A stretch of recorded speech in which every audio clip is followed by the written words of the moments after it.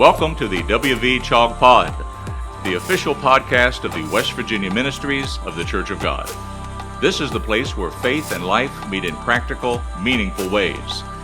Each episode, you'll hear teaching and conversations designed to equip pastors, encourage churches, and inspire believers across our state and beyond.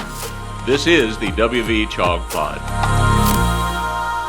All right, well, welcome to the CHOG Pod. It's so exciting to have each and every one of you joining us today for a really special kickoff for a little mini-series that we're going to be doing about ministry and being called to ministry, what it's like to work in ministry, and ultimately how it is to finish well in ministry. So that's what we're going to be covering over the next 3 months here on the CHOG Pod. I am Scott Beha. I am the Associate State Pastor of Church Health and Expansion, and today I've got with me our Associate State Pastor of Christian Education, as well as the lead pastor of Trinity Church of God, Jenny Lawrence.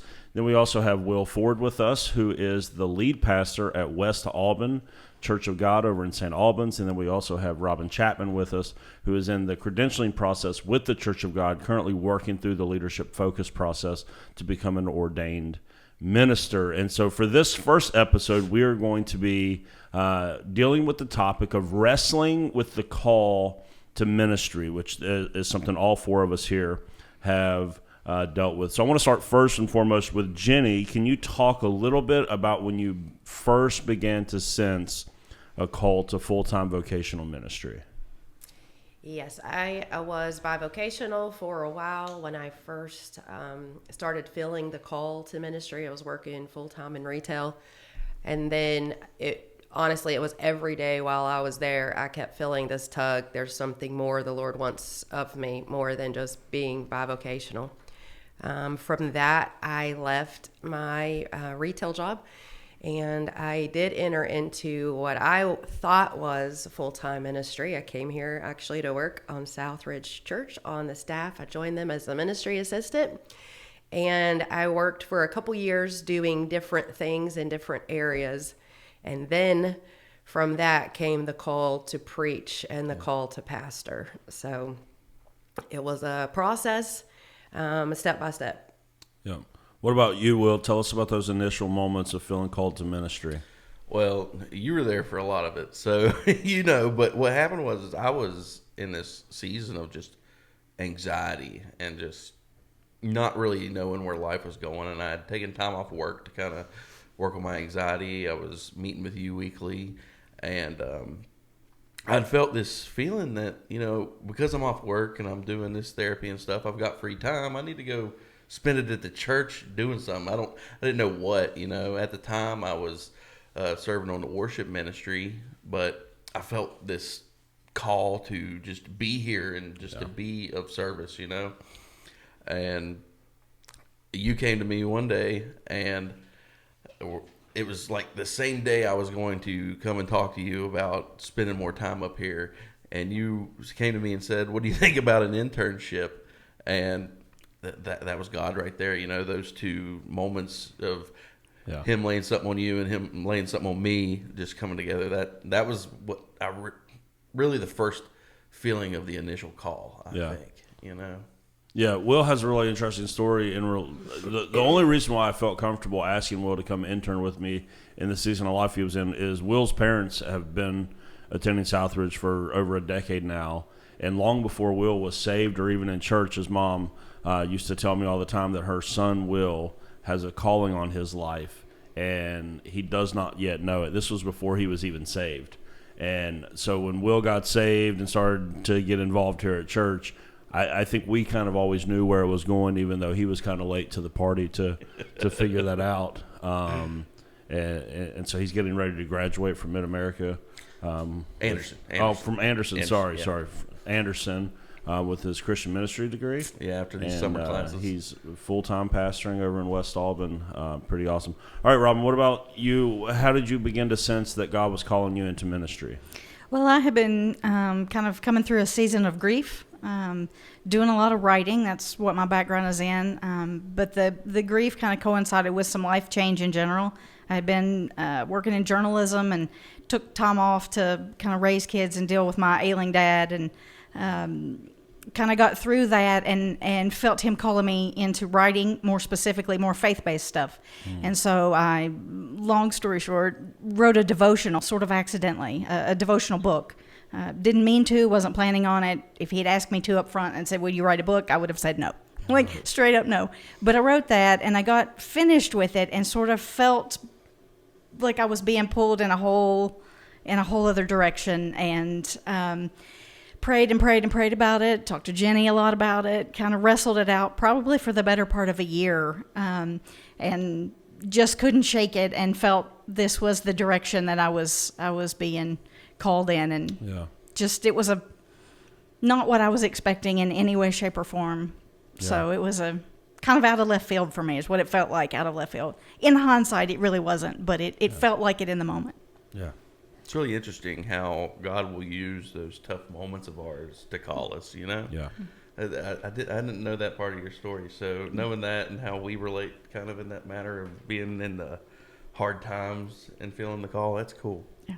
I'll echo too that I think a lot of times there's people in your life that see it and know it before you. Yep. And so I knew that God was calling Robin, and we had taken a trip. We went down to Florida to General Assembly, and I knew it, but I knew also that it had to come from the Lord and not come from me. So I would give her nudges and pushes and so on and so forth, kind of like that, because I knew that she was wrestling, and I knew what God was going to do. But you have to, let it come from God to that person. So I would just echo that a lot of people will see that and can confirm that in somebody's life as well. Yeah, that's actually one of the things I want to talk about, is the role that other people have played in helping to confirm your calling. Because sometimes there will be a sense of calling in someone's life, or what they think is a sense of calling, but it should be confirmed by others around you, right? We were joking before we started recording today about my singing abilities, right? So if I told anyone I felt called to being a worship pastor, if they heard me sing, it would not be confirmed by other people. So there should be some sense of a witness from those around you that goes, yes, you're made for this. I remember here at Southridge, when I was still a volunteer, I was wrestling with the call to ministry, and I went and told the youth pastor at the time, Matt Kennedy, I said, I think I'm supposed to come and work with you. And Matt looks at me as I'm standing in the doorway of his office, and he goes, I know, I've actually just been waiting on you. Right? So other people always play a pivotal role in our call to ministry. So let's start with Jenny again. Tell us some of the people that have played a pivotal role and how God has spoken through other people to confirm this call to ministry. So I'll talk first about the call to preach, because that's what I wrestled the most. And so that would have been Mark Sundstrom here. Yep. He was the senior pastor, and he asked me to speak for Mother's Day. And he came in and sat on like a teaching session when we had something here over the weekend, and he wanted to sit and talk to me. And then after I preached that Mother's Day, he wanted to sit back down with me and talk. And he said, I really feel like this is part of your calling that we need to work on.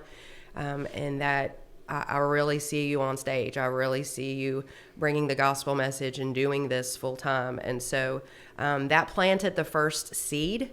And then the full time, sealing the deal was actually when you preached one day. And I was here, and you just said something through the Holy Spirit. I was in second service, and you said, I didn't say this in first service, so this is for somebody here in second service. And then you said something that the Lord was speaking, and it confirmed it and sealed it that day for me. And I answered the call. I actually still have, if I'm not mistaken, I think that this timeline would be right. I still have a picture on my camera roll of the night that you came up to practice that Mother's Day speech, of my wife and Cheryl and you praying up on the stage. I still have that picture on my camera roll on my phone, because I remember that was going to be a big moment. Because honestly, up to that point, we hadn't seen a lot of people outside of the lead pastor step up onto the stage at Southridge. So it was kind of like revolutionary for us, and still a model that we follow. Will, what about you? I know we've already talked a little bit about, but outside of maybe what's happened here with Southridge Church, how have other people kind of helped confirm the call to ministry in your life? So I want to start with Southridge, because even after I went into the internship, we didn't know what that really looked like at the time. It's true. And I was wrestling with the idea of going to school or not. And all of a sudden, just Scott and Anna actually brought this to Scott, was the Trellis program. Yeah. And that was an internship wrapped up with school through the church paying for it and getting practical work experience. That just kind of fell into it the way, like it was just a God thing, the way it happened. And I've seen multiple times doors like that open up, and that has helped to confirm my call for me. But, you know, for other people outside of Southridge, I wouldn't have my current Kingdom assignment if it wasn't for Pastor Mitchell Birch. Terry Buck was looking around asking for pastors after Pastor Jim Morris came down with Parkinson's and retired. He had talked to Pastor Mitchell, and my name had come up, and I get a random phone call on a year ago today, roundabout, and from Terry Buck. I didn't know what it was about or anything, and he said he needed somebody to come fill the pulpit for a little bit, you know, and now here I am pastoring this great church, growing it, and that just the effect that they have had in my call and where I'm at now is crazy. And I think of Ray Jones, Pastor Ray Jones, and Pastor Mike and all the credentialing committee.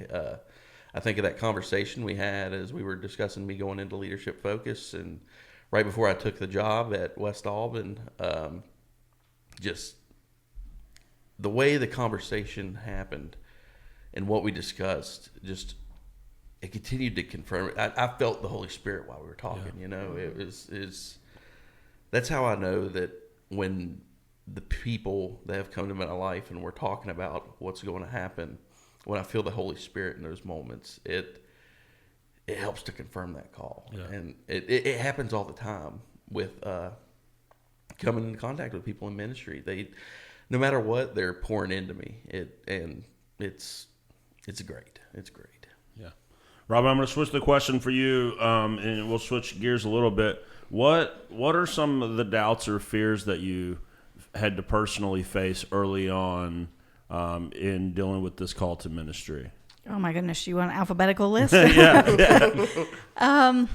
One, can I trust myself? Can I, really? I question God a whole lot. Like, seriously, me? Why?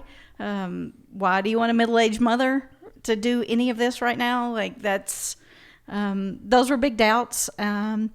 It's flipped my life upside down, and leads to a lot of uncertainty. So probably for me at that stage of my life is that it alters my family in a really dynamic way.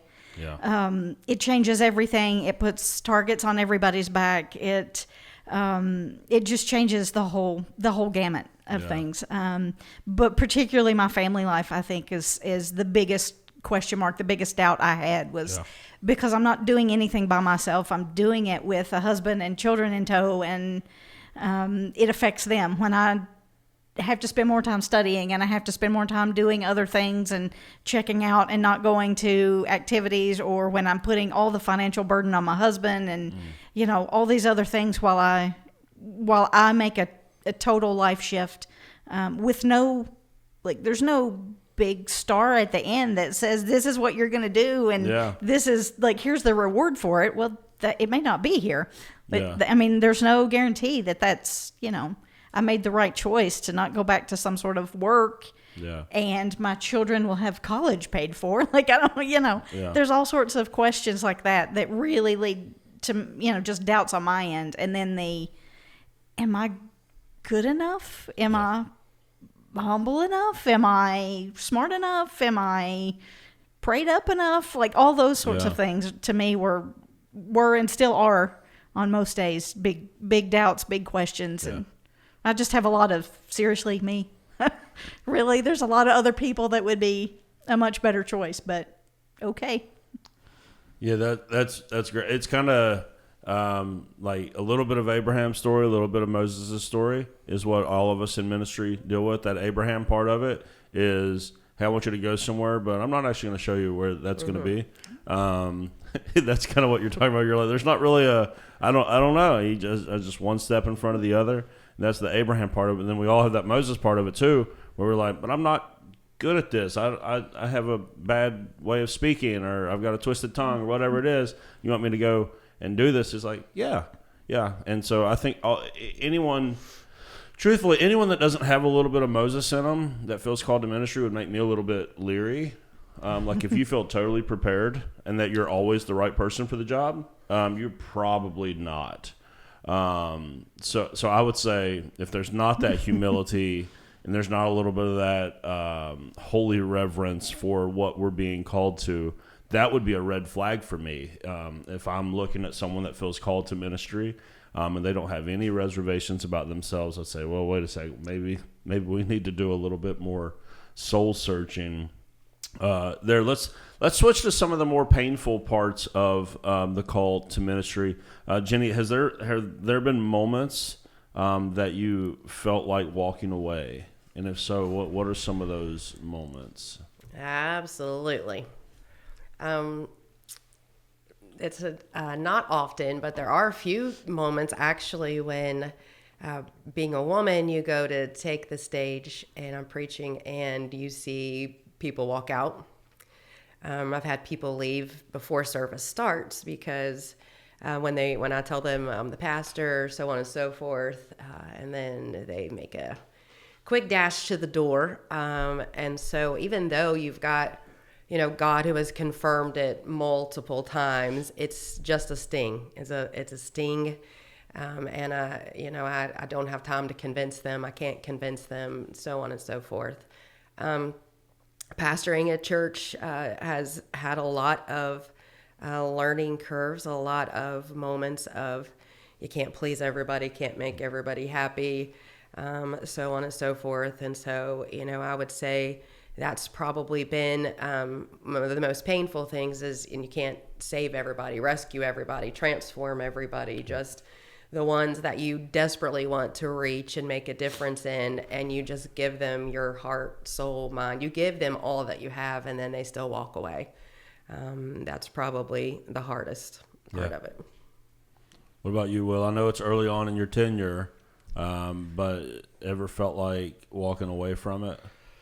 I wouldn't say walking away, but definitely, changing course sometimes because it's tough, especially in the beginning of it. You were being stretched and molded, and the Lord is changing you throughout your ministry journey. And I think it's something that continues out your whole ministry career. But there have been times where I felt like I couldn't hold on. I couldn't do any more. But those are the moments where the Lord stepped in and lifted me up. He held my arms up, Yeah. And I wouldn't say I've wanted to leave, but there's been times where I've felt weary, Sure. And tired. Yeah. What about you, Robin? Well, a month ago or so, I went down to the altar one Wednesday night and I told Jenny, I was like, oh, I want to quit. Like I don't want to quit. My soul doesn't want to quit. My body wants to quit, from the number of things, the sheer volume of stuff I have to do, and the wrestling some of it out of what it means. And it's hard. Like there's some days that are just plain hard. I've got a couple of friends who've, said, I don't know why you're doing this to yourself. You're paying to do this to yourself. And I was like, I can't not do it though.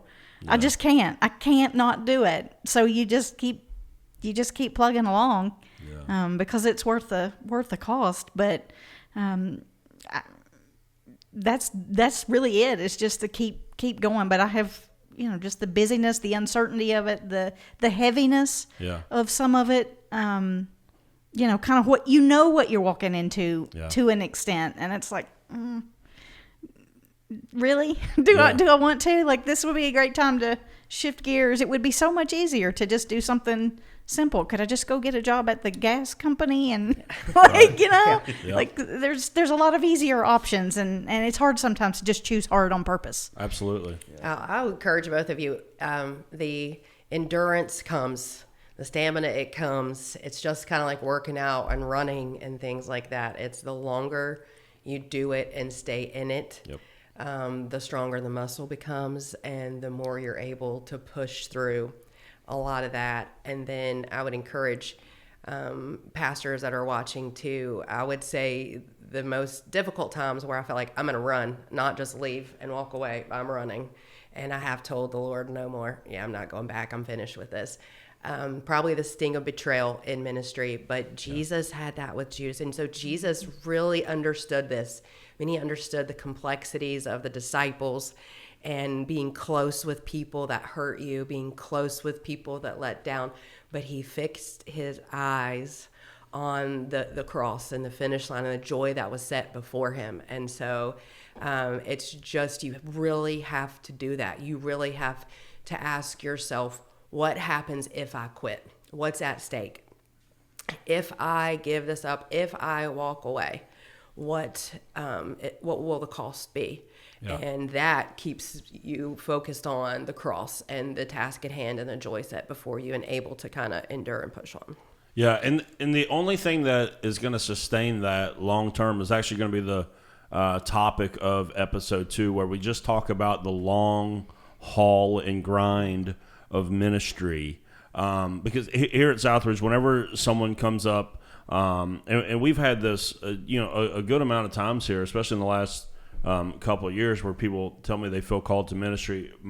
This may not feel like the right pastoral advice, but the first thing I always tell them, will tell you, I said, if God will let you do anything else in the world, please go and do that. Because you're not going to last. If it's not truly something God birthed in you, you're not going to last. If it is something that God truly birthed in you, you're going to last. Even through all the betrayal, through all the hardships, all the difficult times. If it started with God, he's going to see it through. If it just was your passion or your idea, or it was like, oh, working at a church looks fun, you get to play with kids on Sunday or whatever it is. If it just looked fun and you thought, oh, I'll volunteer for that, it's not going to work. So you have to have that Paul moment, like, woe to me if I do not do this. If you don't have that sense of call, then ministry is not going to work out well for you. I've got 2 more things I want to get into. Let's do a highlight real quick. That way, we don't want it to sound like it's all negative, because it's not. It's not all negative. So let's give us a highlight of being called into ministry, why it's worth going through the difficult times. Let's start with Robin this time. I think that it's an example for me of how personal that God is, how well he knows you, how well he cares for us. Yeah. Because you experience so many of the kind of rocky moments in that process to get, to do the study, we're wrestling out all of those things. And I think that what he does is show up in those moments. And that to me that's transformational. Yeah. That's life-changing to see. I mean, that's the same reason that you don't quit. It's just that I've gotten closer to him. Yeah. I can't imagine anything else.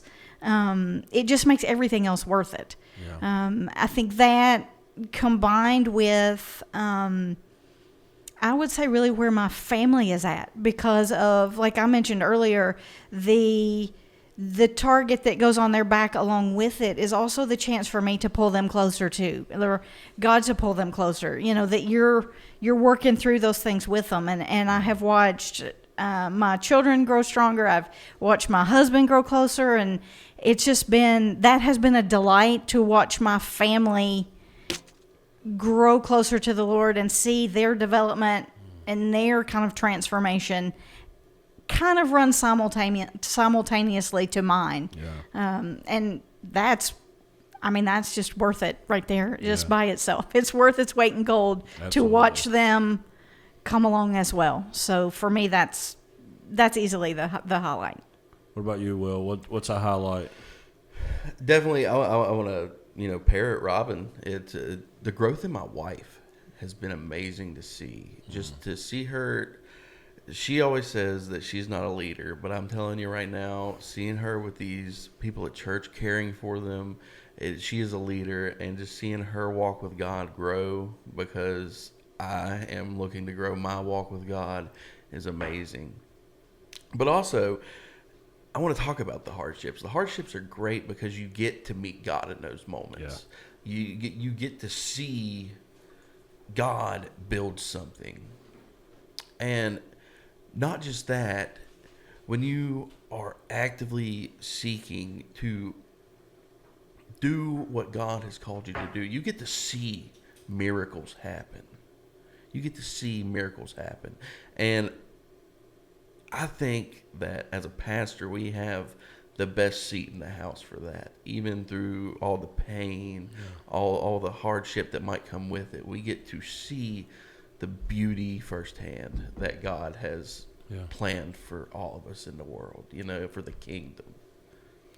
Jenny, what's the highlight of being called to ministry? Definitely the people, getting to see firsthand the growth, I've only been at my church for about 5 years, but the difference in the amount of people who have accepted the call in ministry, who are going deeper, who are making disciples. You really get to walk a lot of sacred seasons with people as well. You really get to be in the valley of the shadow of death with people, which it just really gives you, it's just something you'll never forget, being able to be there and see God with them. But you get to be on the mountaintops too. You're in all these sacred seasons with people where God reveals himself. And when people, Monday morning, you get the messages that are good about your message, that God spoke to me and did this. And guess what? We prayed yesterday and I got this doctor's report, and we prayed and did that. Just really seeing God become real and people drawing close is completely worth it. Yeah. Yep. All right. One final go around that we want to do. If somebody's watching or listening to this episode right now, wrestling with a call to ministry, what is your words of wisdom or advice to them? Starting with you, Robin. Pray about it a lot. Keep praying. I would find some wise counsel. Somebody who has done it, who knows it. Certainly Jenny was a big help to me, and also kind of annoying about it, because she likes to push, and kind of throw you out there on your own and then not help. But that's okay. That's really probably been the best help. It's just when I could say, hey, am I hearing this right? Am I reading this right? Am I understanding this right? All these things. Is this normal? Because I feel really not normal. Is this okay? And so having that sort of relationship, mentor kind of person, or somebody who understands and knows, to just kind of help you gauge, kind of feel your way through. I don't know that there's any real black and white, perfect, everybody's path is the same, everything looks the same. So finding somebody that can help guide you, that has some, couple of steps in front of you is very helpful. Will? I think early on in your call, it is important that we figure out how we are wired. Yes. Because then we can figure out who can come alongside us, where they have giftings, where we don't have giftings, that we can help each other out. And it's very important that that not just so you can find people to help you in your walk, but also so that you can strengthen and bolster where you are weak, so that you can pray for God to work on these areas and grow you. Because I know that throughout the past 3 years since I've started, I have had to change a lot. Yeah. About you've been along on this walk. I didn't used to keep a calendar, and just figuring out where you need to grow and where you need to learn and where you need to implement systems to help you. That'll make your walk through your call a whole lot easier. Awesome. For me, I would just say it's kind of echoing what you were saying, is to make sure you have that burning bush moment, the moment where you cannot go back. And for that, for me, every time I've been in a place where I'm questioning something, I go back to that moment where I remind myself this is no longer an option. Before the burning bush, it was an option. After it, it's not. And so just making sure you've got that moment etched in your spirit and soul, because there's no going back after that. Yeah, you got to have that Elisha moment. Just Yes. burn the Yes. yoke. I have nothing to go back to. Yes. Right. That's great. So I want to just give a final word as we wrap up this episode on Wrestling with a Call to Ministry. And this is specifically for any of our ministers here in West Virginia or any of the other states. There is a national crisis, not just in the Church of God, but in every denomination across the board, where pulpits and positions on church staffs are sitting empty. If your church is not making an emphasis to raise up the next generation of leaders, you need to have a change of perspective. The average age of senior pastors is getting older and older and older. We need to take seriously the call to raise up the next generation of leaders for the Church of God movement here in West Virginia and around the country. There's some really great resources that the Church of God has put into place to help with that. First and foremost, leadership focus. This is something that Robin and Will are both in. It is the credentialing process. If you feel like ministry might be right for you, that's a great process to go through and figure out more about what God might be leading you to. It could also be something like the Trellis program. Trellis is something I would love to see grow here in West Virginia. Right now, there's only one Trellis church in the whole state. This is an internship program as well as putting prospective pastors through school simultaneously. It's an incredible program. If your church has not checked it out, you need to make sure you go to trellischurches.org to check that out. And then don't forget about Intern Academy as well. This is something that you can do with the youth in your or college students in your church, where you can bring them on for short-term internships and kind of plant that seed of ministry in their heart.